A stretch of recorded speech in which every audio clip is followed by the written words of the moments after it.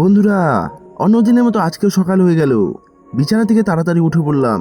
বাইরে বেরিয়ে দেখি এখনো সূর্য ওঠেনি। তাড়াতাড়ি করে দাঁত মাজতে মাজতে রাস্তায় বেরোনোর পর দেখি নদীতে অনেকটা জল হয়ে গেছে।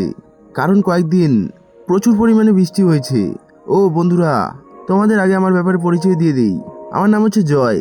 আমি এখনো আমার বাবার হোটেলে বসে খাই, মানে কোনো কাজকর্ম করি না। তো এখন বাড়িতে যাওয়ার পর দেখি মা রান্না করছে। কোনো কাজকর্ম না থাকায় আমি ভাবলাম যে গার্লফ্রেন্ডের সাথে আধা ঘন্টা কথা বলবো, কিন্তু আধা ঘন্টা থেকে কখন যে 2 ঘন্টা হয়ে গেল বুঝতেই পারলাম না। কিছুক্ষণ পরে আমার বন্ধুর সাথে ঘুরতে বেরোলাম। বন্ধু নাকি গার্লফ্রেন্ডের সাথে দেখা করতে যাবে। কিছুক্ষণ সাইকেল চালানোর পর বন্ধুর গার্লফ্রেন্ডের বাড়ির সামনে পৌঁছে গেলাম। কিন্তু বন্ধুরা, কিছু ছেলেবেলে আমাদের উপরে সন্দেহ করে আর আমাদের ধাওয়া করে, আর আমরা খুব জোরে রেল লাইন দিয়ে পালাই।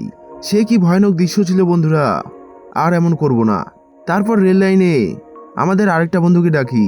তো ওই বন্ধু আমাদের ওর নতুন মোবাইল দেখায় আর বলে প্রজাপতির পিছনে ঘুরলে কোনোদিনও উঁচুতে উঠতে পারবে না, বাজের মতো উঠতে চাইলে প্রজাপতির পিছন ছাড়তে হবে। ওর কথাটা আমি একবারেই বুঝে যাই।